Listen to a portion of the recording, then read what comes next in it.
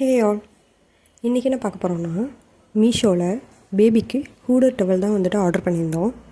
சரி, நம்ம நேட்டிவ் ஷாப்ஸில் வந்துட்டு போய் பார்த்தோம். 250 மேலே தான் சொல்கிறாங்க. அந்தளவுக்கு கிளாத்தும் வந்துட்டு கொஞ்சம் ரஃப்பாக இருந்த மாதிரி இருந்தது, பேபிக்கு சாஃப்டாக இல்லாத மாதிரி இருந்தது.